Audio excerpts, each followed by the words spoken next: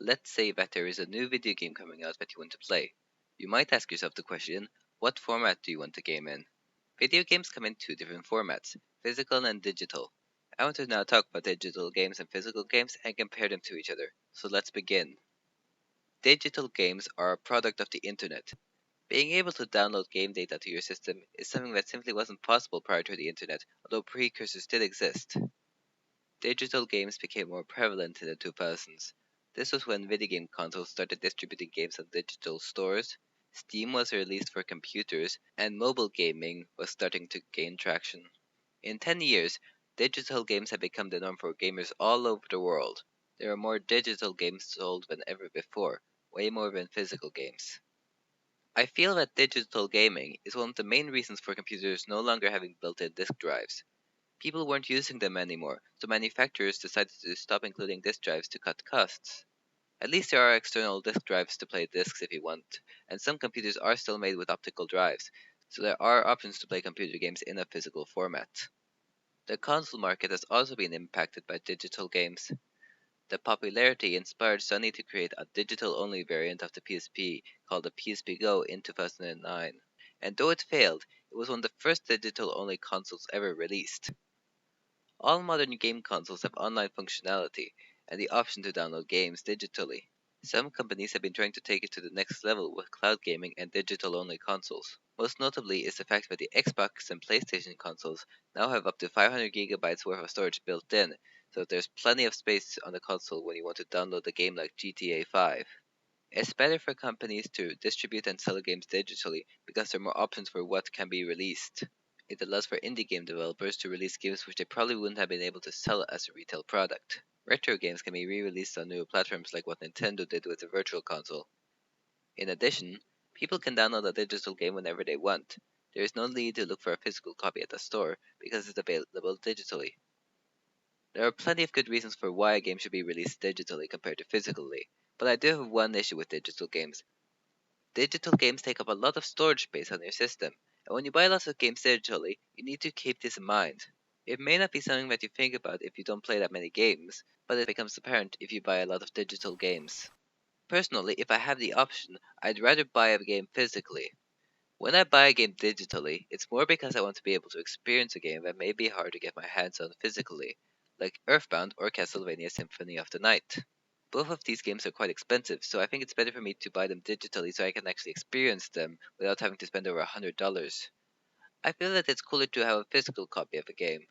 It can contain content that you don't get with the digital games like the manual and advertisements for upcoming games. Sometimes I just take the game box off the shelf and look at what the game has to offer.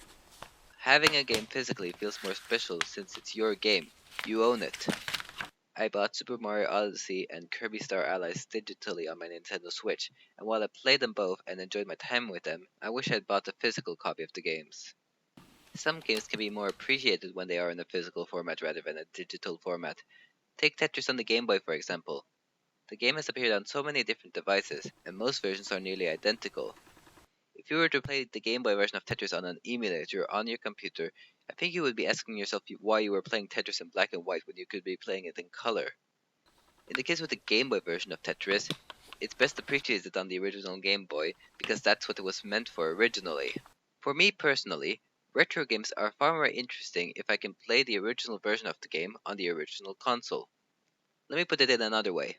If you were given the option to have the original Nintendo World Championship game cartridge or an emulated version of the game on your computer, I think you'd want the cartridge since it's a rare game and has historical value.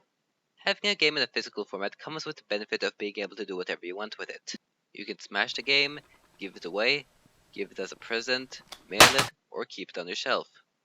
I think the biggest difference between a physical game and a digital game is the fact that you can sell a physical game and use the money you get to buy a new game. That's not possible with a digital game. You buy it once and you can't return it. There are fewer reasons to have a physical version of a game compared to a digital version. The best reason I can think of is the fact that a physical game takes up less space on a hard drive than a digital game. At least physical games look nice when they're neatly organized on a shelf. I think for this reason that collectors are the biggest supporters of physical games. You can use games on multiple systems, meaning that if your console breaks, you don't have to worry about losing your games.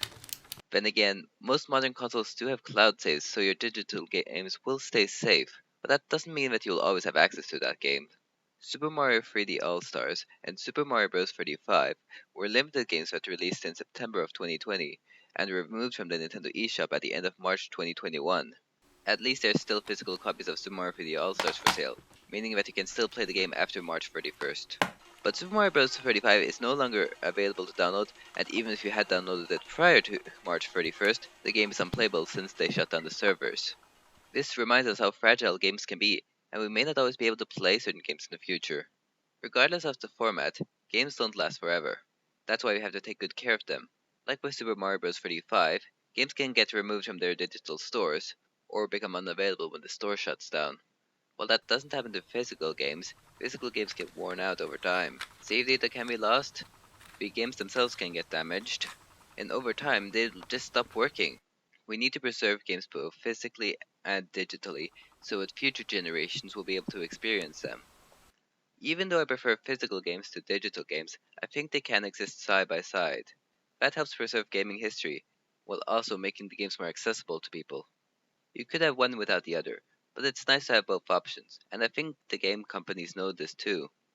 The reason why Sony made a digital only PS5 was not necessarily because physical games are dying, but because most games are sold digitally. It's nice to have a cheap alternative if you're never going to use the disc slot on your regular PS5. And people are still buying the regular PS5 because they want to have the option to buy games both physically and digitally. There is still a market for physical games out there. At the end of the day, the way you want to experience a video game is up to you. What matters is that you play the game you want to play and have fun doing so. It may be useful to think about how much storage on your console will be taken up when you buy a new game. Just don't go to bed every night wondering if your console is running out of space. We all have different preferences. I may not agree with what other people think, and others may not agree with me. Whenever you want your game to be digital or physical, that's up to you. Let me know what you think on the matter. That's all for me. Enjoy your games and stay safe.